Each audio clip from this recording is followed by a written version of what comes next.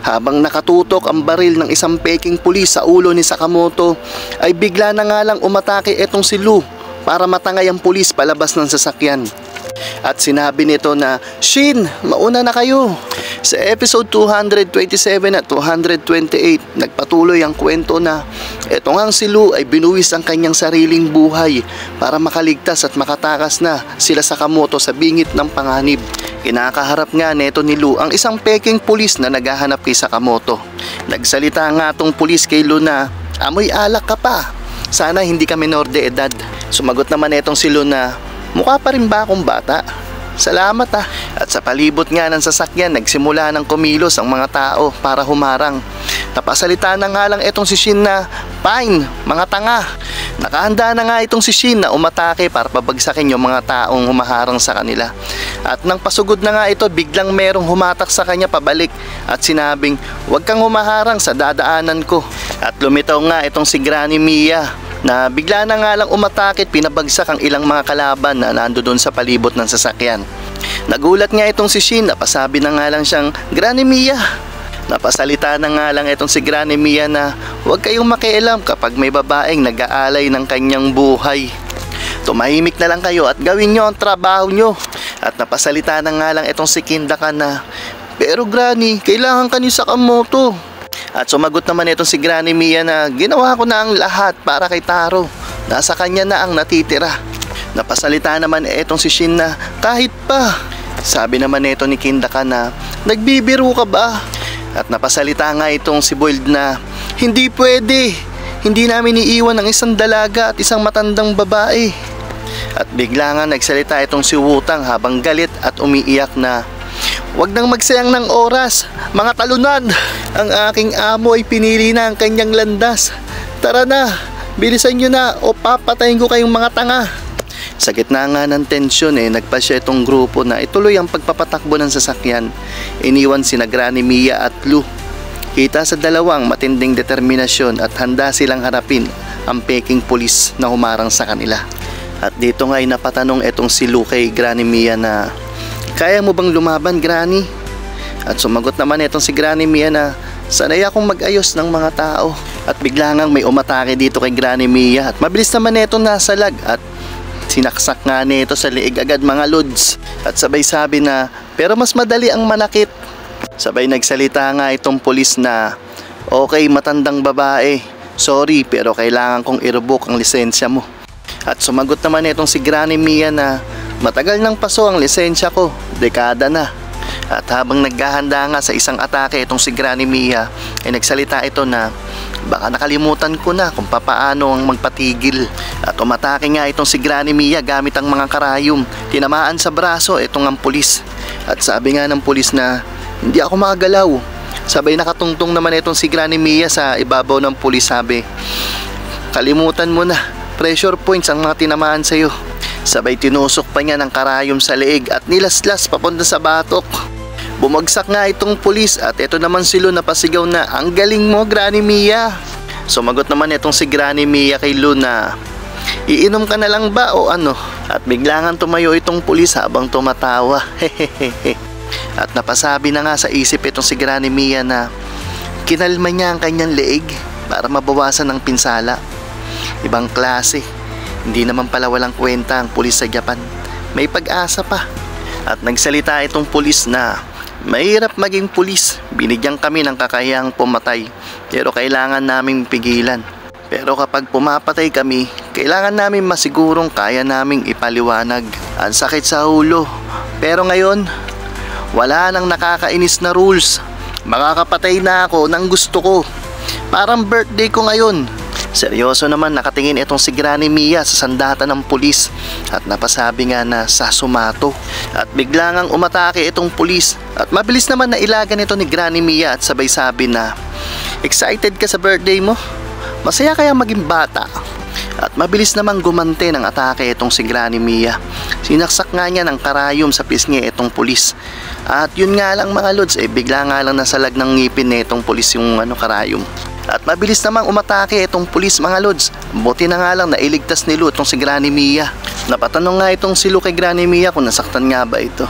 At bigla namang nasusuka itong si Lou dahil naparami nga daw yung kanyang inom nang walang laman yung kanyang tiyan. At biglang umatake uli itong pulis mga lods at naabot nga itong si Lou. Nahuli siya sa kanyang leeg. At habang na-corner nga itong si Lou mga lods, sumigaw itong si Granny Mia na, "Ibuga mo, Lou!" At bigla ngang ibinuga ni Lou yung kanyang suka na alkohol at sinindihan naman ito ni Granny Mia at nagliyab sa harapan ng pulis. At nanatili naman nakatayo itong pulis habang pinapagpag yung mga usok. At ito namang si Lou ay hiyang-hiya, di makapaniwala na didigay nga daw siya ng ganoon. Sabay sabi ni Granny Mia na, "Kailangan mo ng soup." At bigla nga nagsalita itong pulis na, "Kamatayan ang hatol ko sa inyong dalawa." Dahil sa kasong, ayun, di niya maintindihan at di niya mabanggit kung ano man. At sabi na nga lang niya, obstructing a public servant o kung ano man daw yun. Makikita nga tong pulis hawak ng kanyang sandata. Matalim ang tingin habang lumalapit sa kanilang dalawa. Sabay sinabi na, "Ang hatol para sa inyong dalawa ay kamatayan." At napatanong naman itong si Granny Mia kay Lou na, "Ayos ka lang ba?" At sumagot naman itong si Lou na, "I got this. Antayin lang nila. Ilalabas ko ang drunken peace mode technique." At bigla nga naalala ni Lou na naubos na pala niya lahat ng alak. At napasabi nga siya sa isip na, "Kailangan ko pa ng alak. Kung hindi ko magagamit ang drunken peace mode." Samantala, mabilis na kumilos ang pulis. Buong lakas niyang inundayan ng atake itong si Lou gamit ang kanyang sandata. Sa mismong iglap ng pag-atake, hindi inaasahan ni Lou na sumabit ang kanyang sintas doon sa may sandata ng pulis. At habang nakasabit ang paa ni Lou, ay nawalan siya ng balanse. Mabilis na nakalapit ang pulis. Mabilis na nilabas ng pulis ang kanyang baril at agad na tinutok kay Lou. At nagpaputok nga itong pulis, pero bago pa tuluyang tamaan si Lou, biglang sumulpot si Granny Mia. Sa isang mabilis na galaw, nailigtas niya si Lou. Kaso tinamaan si Granny Mia sa kanyang paa. At napasabi nga itong si Lou na, "Granny, pasensya na. Kasalanan ko ito." Mariin na sagot ni Granny Mia na, "Tanga, wag mong alalahanin ang lagay ko." At sinabi pa nga ni Granny Mia na, "Umalis ka na rito, Lou." At sumagot si Lou na, "Hindi mo kaya labanan mag-isa yan." At bigla ngang sumugod ulit itong pulis kay Lou gamit ang kanyang sandata. Napatalsik nga itong si Lou at napasigaw si Granny Mia na, "Lou!" At nagsalita itong pulis, mayabang at seryoso ang tono. "Wala pang kriminal na nakatakas sa akin." At napasabi nga itong si Lou sa isip niya na, "Ngayon paano na? Kung may alak lang ako, magagamit ko ang drunken peace. Dapat ba akong tumakbo sa lugar kung saan makakakuha nun? Pero ang layo." Habang nangyayari nga yung labanan, mayroong napadaan na sasakyan at nagkukwentuhan yung dalawang pasahero nito. Sabi nung isa, "Umiinom ka na naman?" At sumagot naman yung isang pasahero na, "Oh, adik talaga ako sa alak. Sa totoo lang, isa lang ako matandang matabang baboy." Nang madinig nga ito ni Lou, nakita niya yung hawak nitong alak. Nagmadali agad si Lou at inagaw ito dun sa pasahero. Pagkakuha nga ni Lou ng bote ng alak dun sa pasahero, tinignan niya agad ito. At ayun, nadismaya itong si Lou dahil nabasa nga niya na 3% lang ang alcohol content nito. At napasabi nga itong si Lou na, "Hindi ako malalasing dito. Tinatawag mo pa talagang sarili mo na alcoholic ah." At bigla namang umatake itong pulis at tinamaan yung alak dahilan para tumapon ang laman nito. At bigla ito nagsalita na, "Hindi ko alam kung ano ang pakay mo pero kalimutan mo na yan." At bigla ngang umatake uli itong pulis kay Lou. At mabilis naman na nakaiwas ito. Kasunod nito, si Granny Mia ay lumapit at tinusok ng daliri si Lou sa likod. Tinamaan mismo ang pressure point nito. At napasabi nga itong si Lou na, "Granny Mia, buti na lang at ayos ka pa." At sumagot naman si Granny Mia na, "Oh, inumin mo ito." Sabay abot ng natirang alak na hindi pa natapon. At mabilis namang ininom ni Lou yung natirang alak. At napasabi nga ito na, "Ilang patak lang yung natira." At nagsalita itong si Granny Mia na, "Huwag kang mag-alala. Ina-activate ko ang acupressure point." At ayun nga daw yung magbuboost ng alcohol absorption neto ni Lou. At ilang sandali nga lang makita ang naging reaction sa mukha ni Lou. Talagang umepekto ang ginawa ni Granny Mia. May tama na itong si Lou ng alak. At sa muli ngang pag-atake ng pulis kay Lou, bigla naman talagang nag-ibang aura neto. Inapakan pa nga niya yung sandata ng pulis. At dito nga lumabas ang natatanging kakayahan ni Lou, ang drunken peace. Kita sa mukha niya ang matalim na titig, may halong tapang at lasing na kumpiyansa.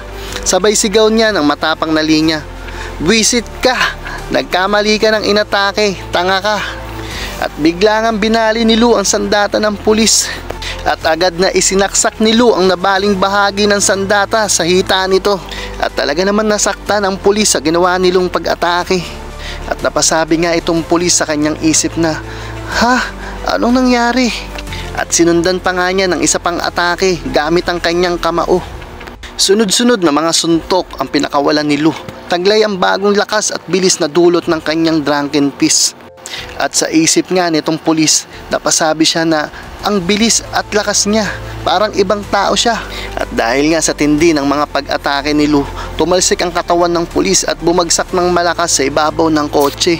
At habang bumibelo nga si Lou para sa isang malakas na atake, napasabi ito na hindi ko alam kung anong plano ni Slur.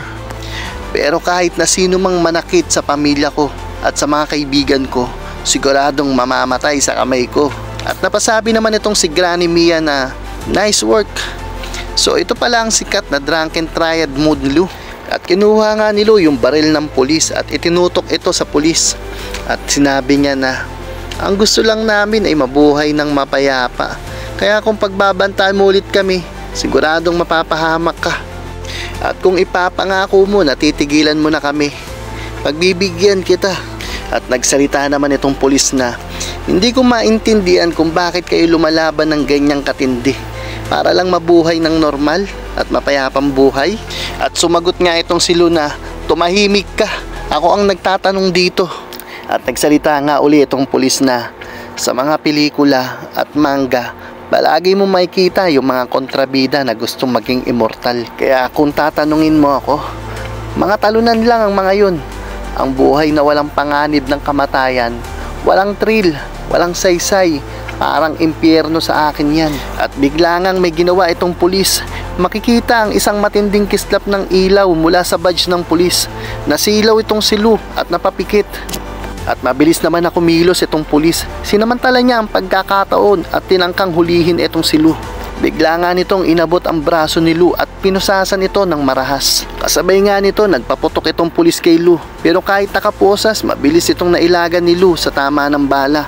At bigla nga nagsalita itong pulis na sa loob ng ilang segundo, pwedeng mabaligtad ang takbo ng kwento. Hindi ba napakahusay ng ganun? At bigla ngang lumipat ang eksena kay Heisuke. Dito napasabi pa si Kumano Mi na sa wakas, namatay din ang kutong ito. At makikita ang katawan ni Heisuke na nakahandusay, duguan at tila wala nang ang buhay. Mga Lods, ano ang mangyayari kina Lou at Granny Mia matapos baligtarin ng pulis ang sitwasyon?